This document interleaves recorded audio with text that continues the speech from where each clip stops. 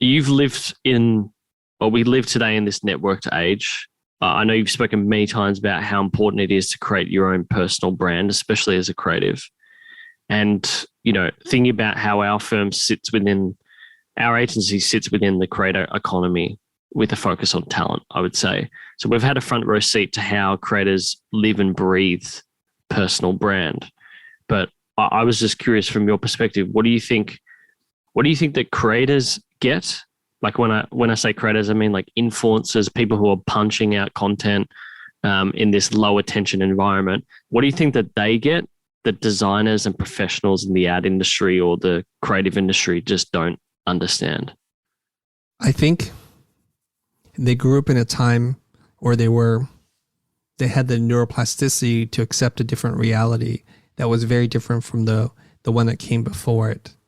Mm-hmm. In the old model, a few people, the gatekeepers, if you will, editors of magazines, curators of museums, executive executors of whatever, art buyers, art directors, and they got to decide who was going to be king.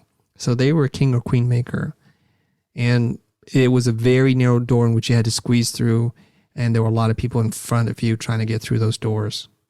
And when you got through, you felt like, I'm the chosen anointed one, and I'm meant to do this thing. And you ride that for as long as you can. And when you fall out of favor, your career is kind of done. And we've seen this happen time and time again. And if you think of an example that everyone can relate to, you think of the music industry the way it was, which was somebody in talent. They would recruit new and upcoming bands. They would go to bars and listen to things, little hole in the wall venues, and find the next big act. They would sign them. They would groom them. I'd sign them a producer, give them a big marketing push. And when you're signed to a big label, you felt like you made it. You would get radio play, your records would sell out, and your concert or your tour would sell out, and it was great. That's the old way. The new way is you drop a track on SoundCloud, you do your own promotion, you blow up, then the record labels come to you and you negotiate the deal that you want that works for you, or you just self-publish. You take control of your life and your career, and you negotiate hard for yourself. You still need some of those instruments and distribution channels, but you don't need them like the way we used to. So the creators in this creator economy, they've already recognized that they don't need a middle person, middleware. They have a direct connection and access to the people who want to support them. So they create content in the form of podcasts, YouTube videos, and Instagram. They write posts, Medium, whatever it is.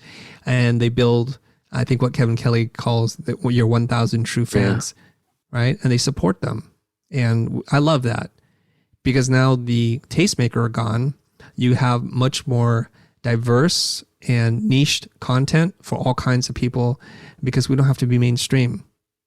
There was this great ad that I saw in the 90s by Doc Martens, the shoe boot company, kind of their anti-culture thing. And there was this line they wrote, the mainstream is polluted. Okay. And you don't have to go mainstream. Yeah, I like that.